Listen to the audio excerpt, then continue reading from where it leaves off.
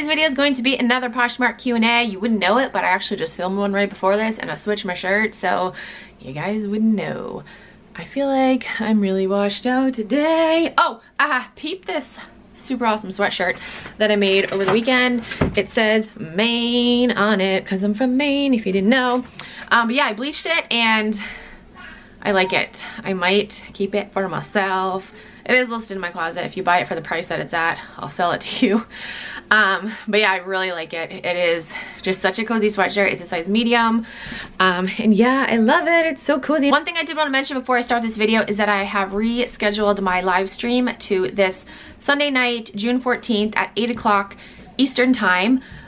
What is a live stream, you ask? Well, you can only come to my live stream if you're a member of this channel.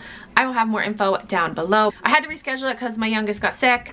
But yeah, it's rescheduled now. This Sunday, come party, come have fun. I don't know what we're gonna talk about, but it's gonna be a good time. Okay, Poshmark Q&A. I got so many questions recently and I'm so behind on these videos, so I'm just trying to answer them all. First question.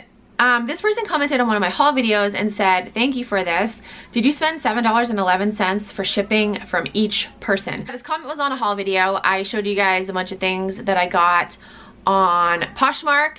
And my little secret to buying on Poshmark is, unless it's like a super cool, amazing, rare item, bundle things. That way the shipping cost is justified. So all of those items that I showed in that video, I'll link it down below if you didn't see it.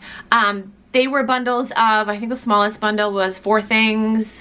One was 5, one was 8, which was amazing. I got an amazing deal. And a couple of those did have discounted shipping too. So yeah, so that's just my little tip. If you're buying on Poshmark, again, unless it's like an amazing item, I would highly suggest bundling. That way you save on shipping. So I did just want to mention this. I made a video talking about 2 new features on Poshmark, one of them being the reposh feature, and I didn't think it was available for bundles, but this person commented and said on the bundles you have to open them up. Then on each individual item it will show the reposh button for each, so that's good to know.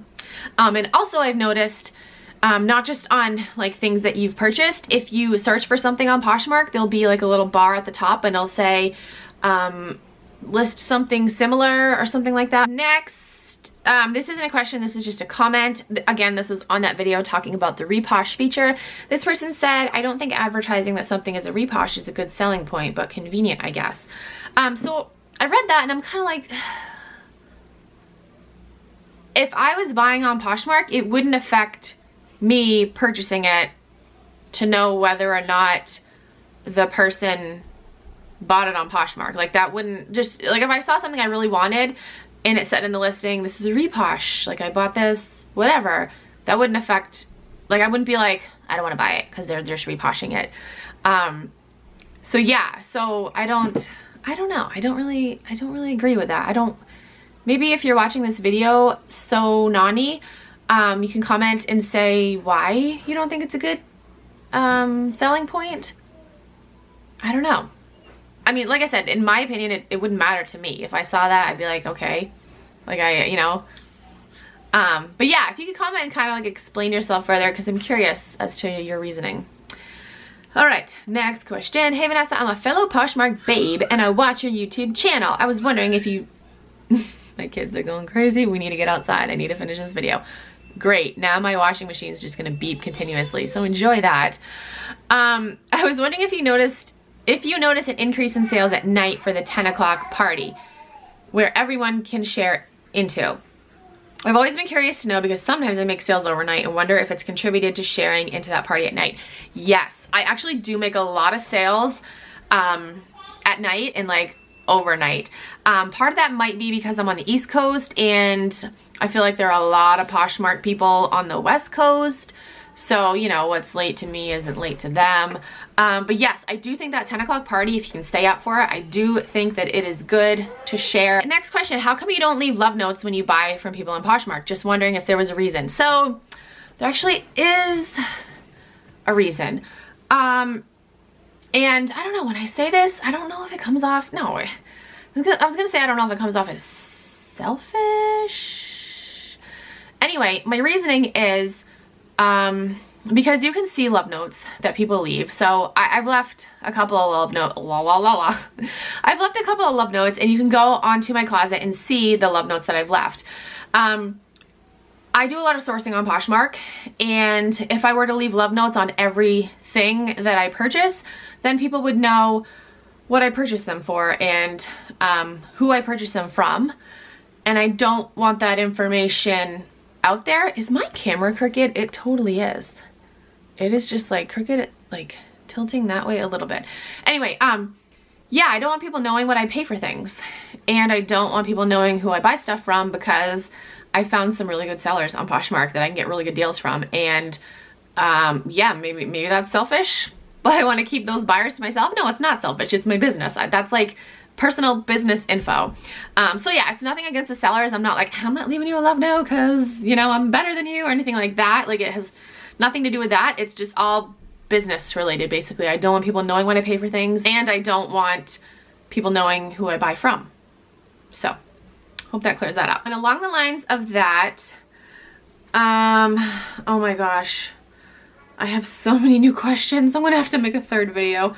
I don't know if I'm gonna do it tonight. Okay, hold on. All right, found it. This person says, I love your channel. Could you do a video on Poshmark, on a Poshmark haul to resale, and tell how much you paid for each item and how you're gonna flip it? I've been struggling with inventory and really want to buy things off Poshmark, but the shipping price sucks, and I don't know how to know if it's worth it or not. Okay, so again, I don't like giving out that type of information. I'm not going to tell you guys what I buy something for, just because that's like private, personal business info, in my opinion. Well, actually, a lot of resellers, I feel like it's kind of like 50-50. Well, I don't know. It's definitely split. I have seen people on YouTube make videos, like haul videos, saying like, I purchased this for this amount and I'm going to flip it for this amount. And I don't give out my cost of goods. That's just something I don't do. You know, I'll tell you guys pretty much anything else besides my cost of goods. Next question is, I feel like I get this all the time. This person asked, what's the app for getting white backgrounds? Again, I don't mind paying for it. I'm tired of Snapseed. So I use the app called Photo Room. It's amazing, super easy to use. I do pay $10 a month for it though, because if you don't, they leave a watermark on the picture.